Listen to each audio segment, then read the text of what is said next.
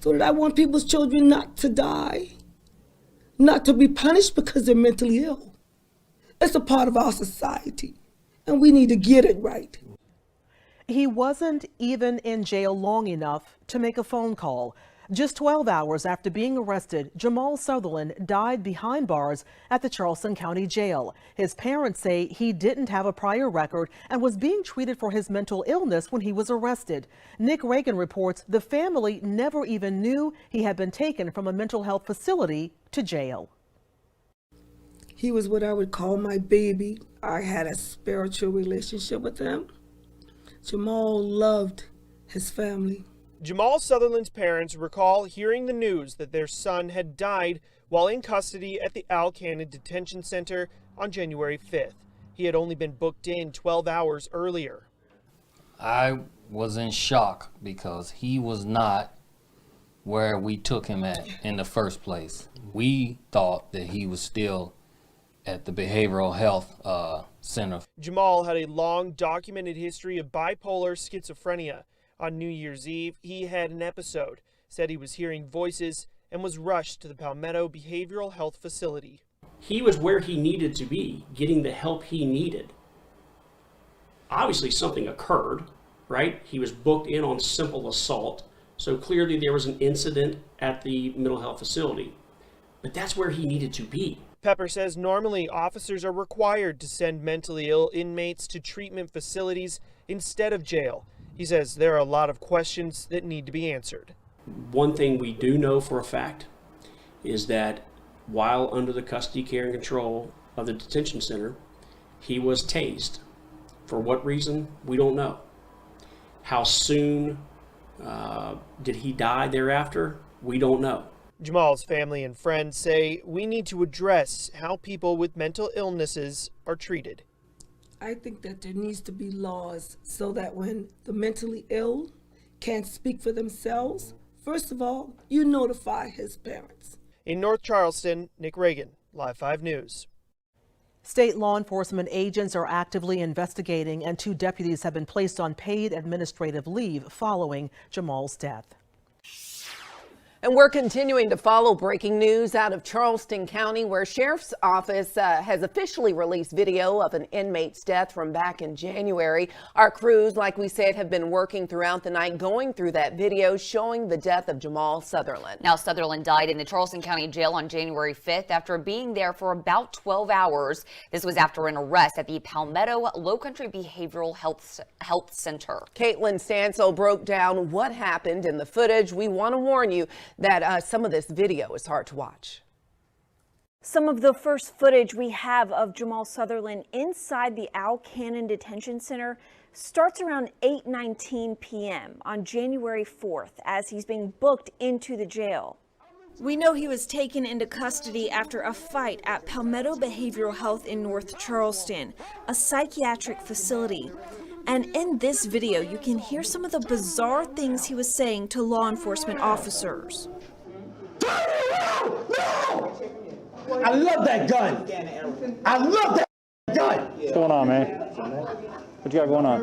The Illuminati is after me. He tells officers he's superhuman. He's yelling, seems agitated. Officials say Sutherland was struggling with a mental illness at the time of his arrest. No, this is not mental illness. This is a reality. At least 6 officers then escort Sutherland through the processing room. He keeps talking about being superhuman and the Illuminati being after him. Have you been here before? Yeah, I've been here before. Okay. I'm a superhuman. The Illuminati is after me. But otherwise, he does not appear to be resisting as officers lead him down some hallways. He continues talking loudly as he walks, almost rapping at one point. I got a body of a Greek god, so guess what? My friends will get their face slammed in. He then talks about being violent with someone, slashing throats and gouging out eyes. But an officer reassures him that he's going to be in a cell alone. Well, right now, we're going to put you in a room to be by yourself. You don't have to worry about anybody, okay? That's fine. Okay. About 7 minutes after he first entered the jail, Jamal approaches the cell where he would be held, and eventually where he would die after an interaction with detention center deputies just about 14 hours later. Even as the officer removes his handcuffs, Sutherland continues to loudly confess that he's being watched. But he's cooperative as the deputy starts to undress him, Step out of your pants, please. until the deputy asks him to sit on a stool and face the wall so he can change his shirt. Face the wall. Gotta sit down, still face the wall.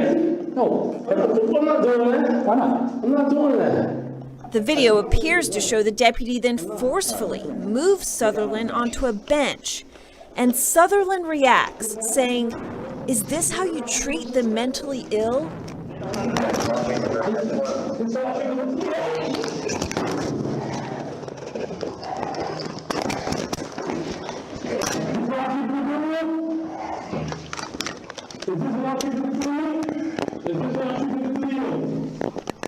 At this point, it's hard to tell exactly what's happening. From this camera perspective, we do not see Sutherland again, although we can hear him. And the video ends as the cell door closes.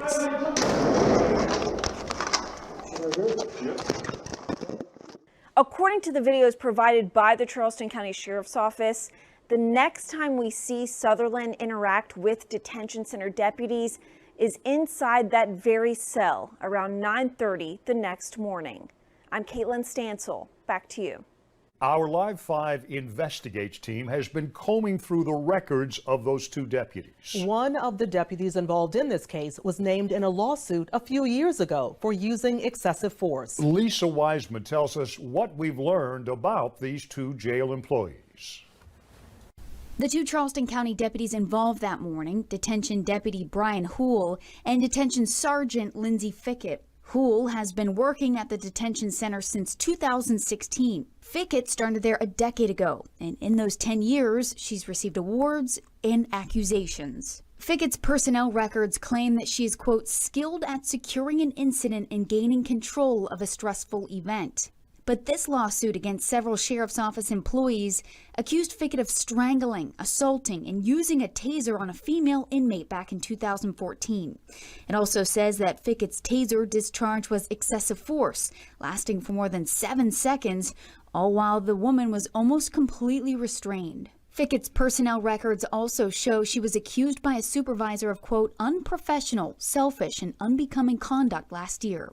We haven't been able to find any disciplinary action previously taken against Brian Hoole. He was actually given the Sheriff's Office Detention Deputy of the Quarter Award back in 2020. His resume says he was a rifleman in the Marine Corps years ago. Fickett and Hoole have not been charged with any crimes related to what happened to Sutherland. Now, this all happened back on January 5th, so why are we just now hearing about it? Our Lowcountry Congresswoman tells our Carter Coyle it was a major failure of transparency. Sheriff Kristen Graziano was sworn into office on January 4th of this year, the day before an inmate named Jamal Sutherland died in the Charleston County Jail. The sheriff's office sent this email to Live 5 and other media outlets that said detention deputies reported a, quote, unresponsive inmate who was pronounced deceased inside the facility. The email said, per protocol, SLED was notified, and per policy, 2 deputies were on leave, but there was no mention of tasers or any other force being used, nothing about the man being mentally ill. That is incredibly misleading. Representative Nancy Mace has been a vocal critic of how Sheriff Graziano is handling the Sutherland case. This is not a time to learn on the job. Live 5 tried to get the details as soon as we learned about Sutherland's death. On January 5th, we filed this Freedom of Information Act request for any video or reports about what happened. We got this report 3 days later, written by a deputy who apparently wasn't there when Sutherland died. His short narrative said that he was told an inmate failed to respond to resuscitation measures. Yeah, to put out that report, and I'm just learning this for the first time, that was the first incident report that the sheriff put out. It is incredibly dishonest and misleading to do that to our community, and it's wrong. Last week, 5 months after his death, the sheriff released this video that showed exactly what happened on January 5th. It seems Jamal Sutherland was clutching a spoon and refused to leave his cell for his bond hearing. Body camera footage showed 2 deputies tased him repeatedly and dragged him from his cell. Despite multiple medical workers trying CPR, Sutherland died. But the fact that it took Sheriff Graziano almost 5 months to have a press conference on this horrific event that happened in the detention center that she leads this event is a test of character and a test of truth, and she has failed on both counts. In January, the sheriff's office denied our request for video footage, saying it will not be released since it's an active investigation. We asked again in April. We were denied again, this time pending the SLED investigation. SLED also denied our FOIA request for their report in this case. What was their response? It's a pending investigation? That's not a legitimate legal response. Communication law expert Jay Bender says just because a case is under investigation does not mean that information and video and reports can't be released. He believes that excuse is used far too often by law enforcement agencies. By delaying the release of the video and delaying the response to the incident, the sheriff only heightens the suspicion that there's a cover-up, that something's gone wrong inside the department and nobody's going to be held accountable.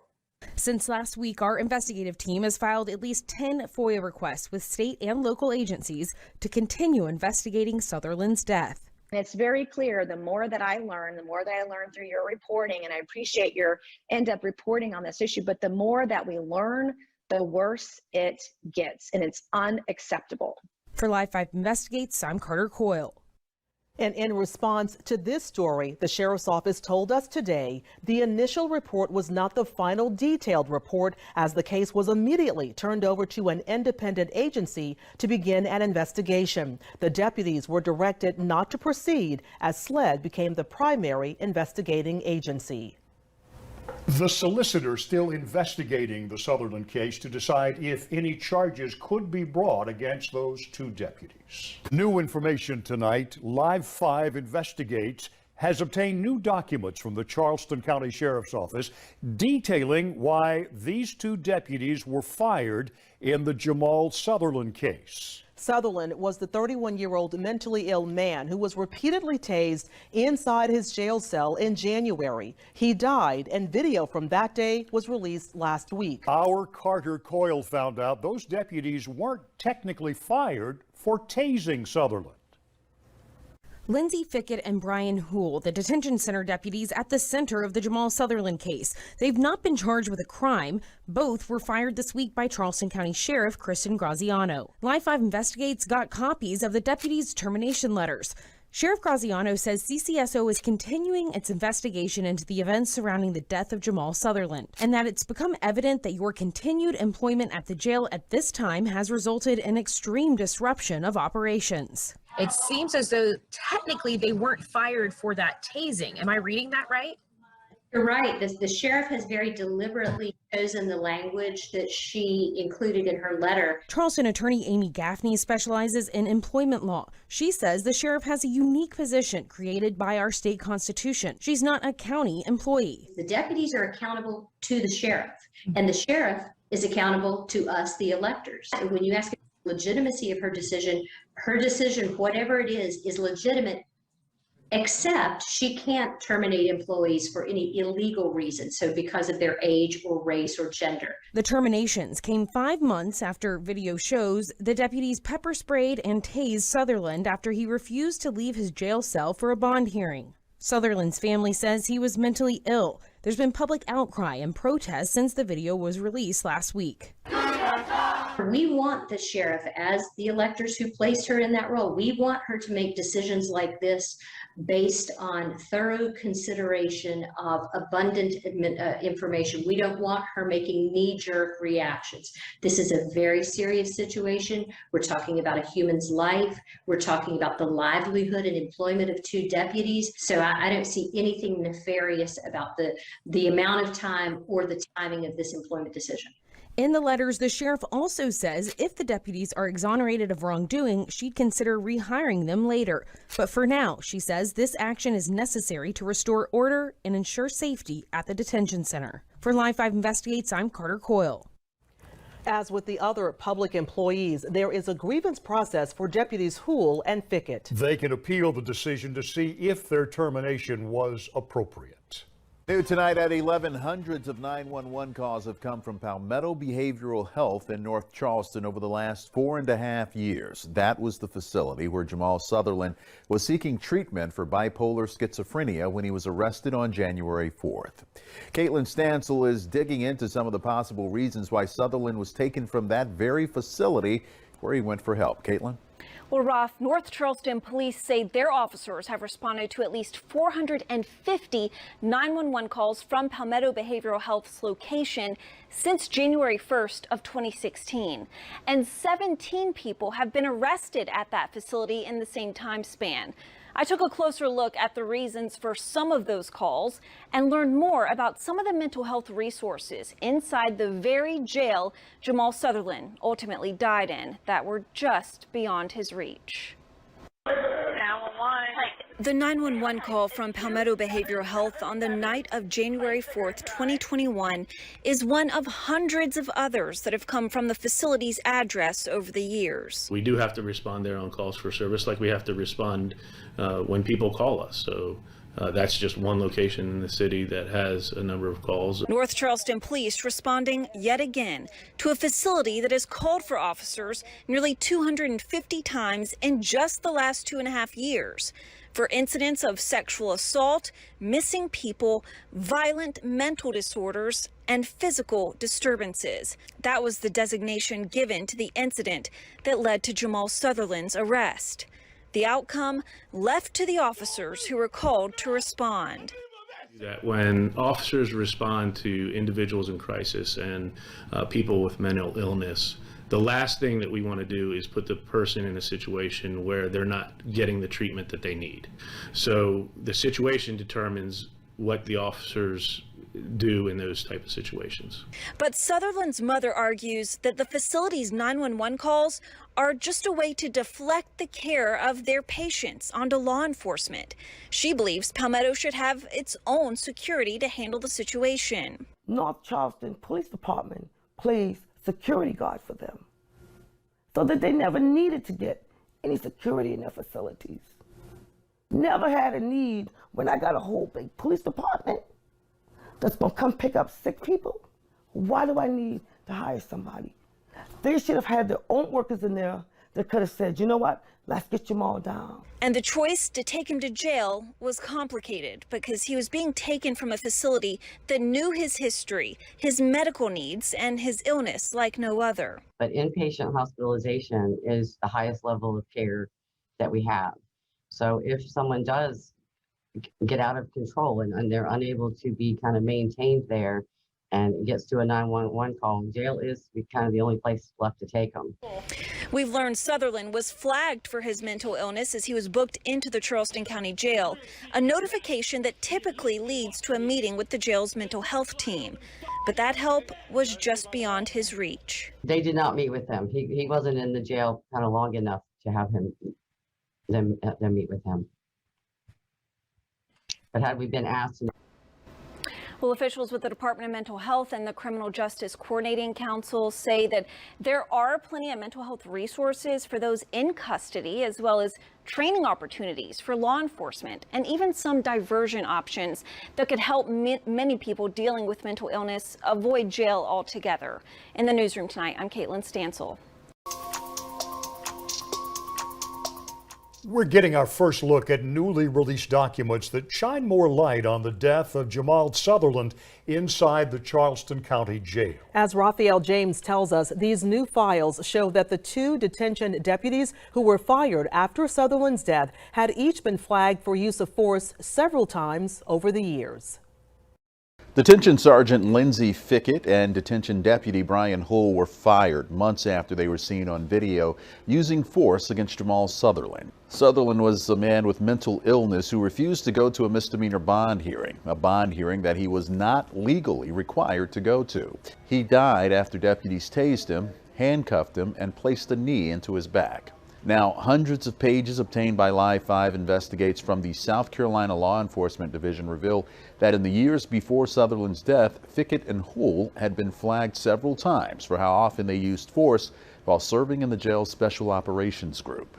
Fickett is listed as having been involved in 156 use of force incidents between late 2015 and early 2021, with 143 incidents listed for Hull over a slightly shorter amount of time. Sutherland's case is the only time that Hull reportedly deployed his taser. Memos indicate that a sheriff's office system flagged Fickett for use of force at least 7 times for things like using a taser and an emergency restraint chair. Hool was flagged at least 8 times, mostly for restraint chair use. But it appears that no action was ever taken against Fickett and Hool in response. Each time that Hool was flagged, detention captains wrote that since he was assigned to the Special Operations Group, it was understandable that he would use more force. And 4 of the times that Fickett was flagged, the captain said they found no concerning patterns or training deficiencies.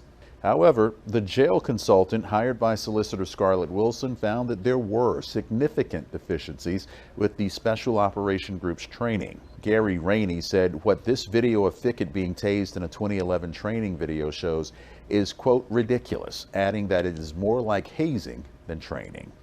From the newsroom, Raphael James, Live 5 News. The solicitor's office declined to file any criminal charges in connection with Sutherland's death. The FBI says its federal investigation is still ongoing. Right now at 6, we are learning the Charleston County Sheriff's Office monitored some local activists and at least one state lawmaker on social media. Now, this comes in connection with the death of Jamal Sutherland, who was tased 9 times and died on the floor of the jail in the Charleston County area back in January. That's according to newly released emails obtained by Live 5 Investigates. Our Rob Way tells us why they say this happened and how some are now calling for answers. No justice! No peace! Before protesters took to the streets earlier this year, we're now learning several of them, along with a state lawmaker, were being watched online.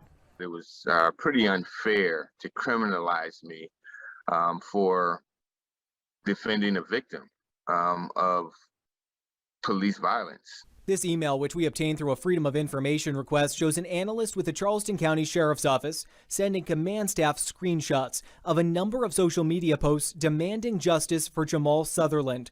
Video released a day after that email was sent shows Sutherland being tased and pepper sprayed inside the jail before his death. 3 posts from State Representative Wendell Gilliard were included among the social media they say they were actively monitoring. He now wants answers from Sheriff Kristen Graziano. I feel just somewhat embarrassed at the fact that she would even look in this direction for what?